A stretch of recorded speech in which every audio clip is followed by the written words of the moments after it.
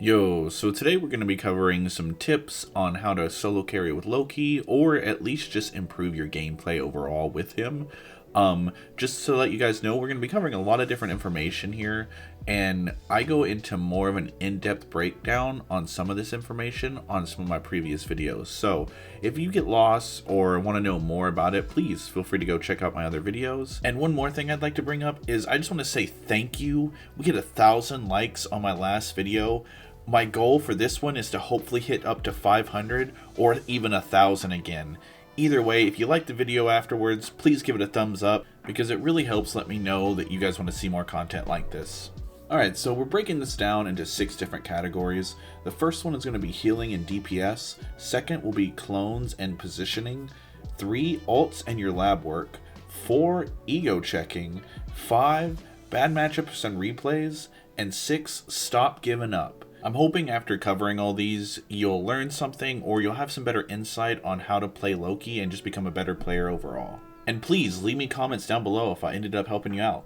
Alright, so starting off number 1, healing and DPS. So we're going to start off by focusing on Loki's basic attacks first. And 2 things I can tell you right now that you should be doing if you aren't doing with Loki already is 1, when trying to heal or do DPS, you should be aiming at the ground below them because you'll cause an AoE explosion that can possibly hit multiple targets. And 2, you should be having max clones out while doing this because you will give the max heal and DPS that you can give out with Loki. You get 1% every basic attack solo Loki.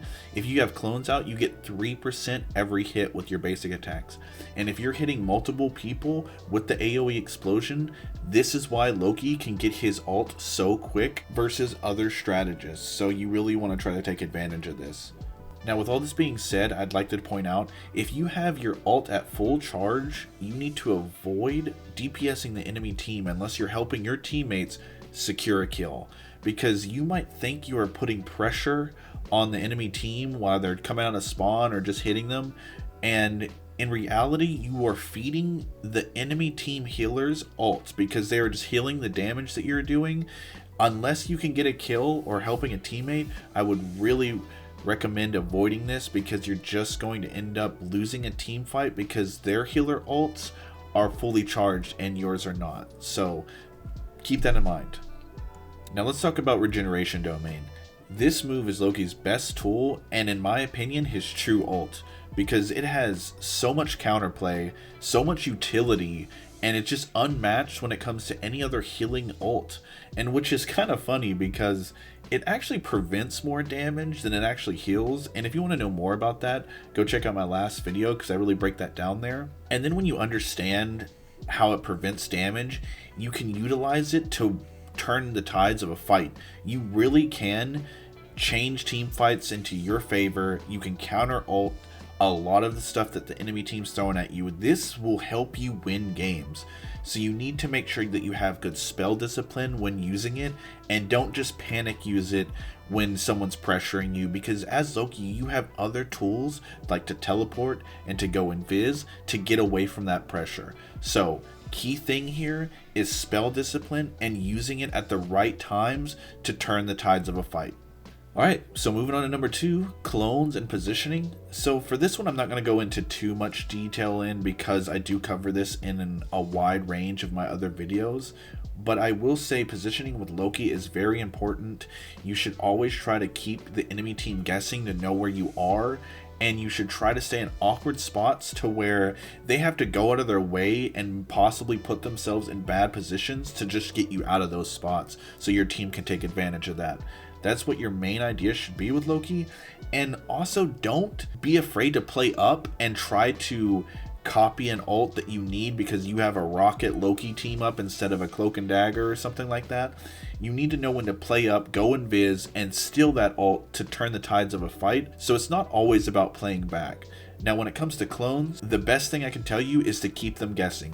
If they are destroying your clones, keep them in your pocket and use them when you need them, or always change it up. Put your clones in different areas every time and just keep the enemy team guessing and frustrated. Alright, now moving on to number 3, ults and lab work. So let's talk about ults first, and you may be thinking this is very self-explanatory. I'm just going to take a healer ult to counter their healer ult and then give us a little bit of a slight advantage on a 50-50 that's about to happen. I dare you to think outside the box, and for an example, let's just say you have ult and the enemy team cloak and dagger ults, and you have a Magneto on your team. Instead of cloning healer ult to counter that to give yourself that 50-50 advantage, I dare you to take the Magneto ult, kill their cloak, and that way they are one teammate down and they don't have that healing advantage while your other healer can give you that. And you're probably like, whoa, perp, I'm a Loki one trick. I don't know how to play Magneto like that. Well, here's where the lab work comes in. Getting to higher ranks isn't just going to be an autopilot grind, okay? You need to go into the lab, the practice mode, and practice characters that you like to take or you feel like are good copies to learn them more than just their ult, because you are so much more than just the ult that you take. And this goes for every champ. So just as an example again, if I clone my own Magneto, that means I have 2 Magnetos on the team. We have double bubble trouble if you think about it. So we need to utilize that for the seconds that I have as the other Magneto to take space, to provide pressure. So you really need to hit the lab, learn other characters, so that way that you can apply yourself more than just using an ult. And here's another thing.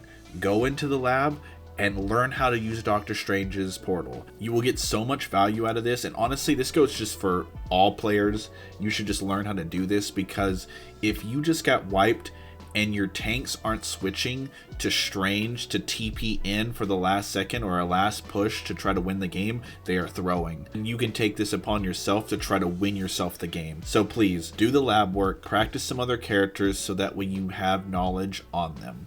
Alright, now we're moving on to number 4, ego check. So this one's gonna hurt a lot of one trick's feelings, but you need to know when to swap.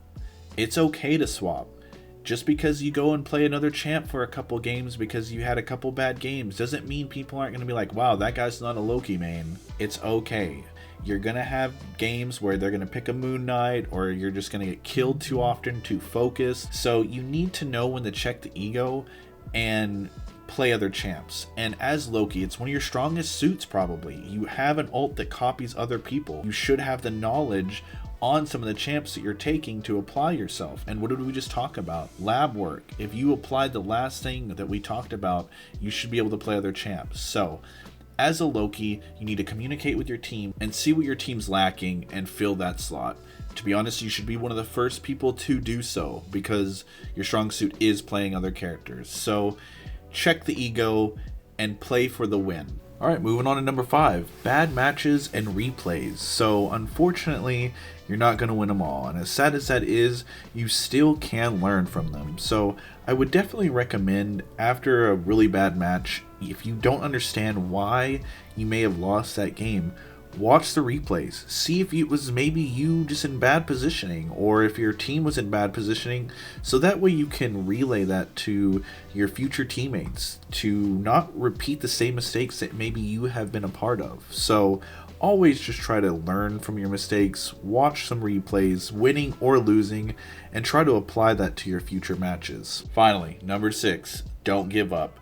This goes to all players. Just don't give up, no matter how hopeless it seems in the game. This is a Marvel game. It's Marvel, baby. It ain't over till it's over. You need to play at your best until that match ends, because I have come back with more games with Loki from just going invis, getting to the point, taking an ult and sustaining for my team to get in, or even the tech I was talking about earlier, switching to Strange, getting that TP for my team to get in there. And we end up taking the point because we caught them off guard because they thought they won the game and they weren't expecting the swap. There is always a way to try to come back. Just stop giving up at the gate. I get it. You are getting teams that are locking in Captain America, that are going in too deep. You got a one-trick Spider-Man that is trying to get a one-kill TikTok video going, or even like a Widow that's just, I got 5 op kills on CS, I can play this character on here. I understand. It's still no excuse to give up. Play it out. Maybe you'll inspire them to actually start to lock in, seeing that you're trying, and you'll get the W. And with that comes the end of the video. I appreciate you so much for watching it if you made it this far, and if you liked it, please give it a thumbs up. Leave me a comment down below if you ended up learning something from this video. It really helps me out to know that you guys like this kind of content. And hey, if you want to see more stuff like this or a variety of other things that I'm doing, please consider subscribing. Until the next one, later.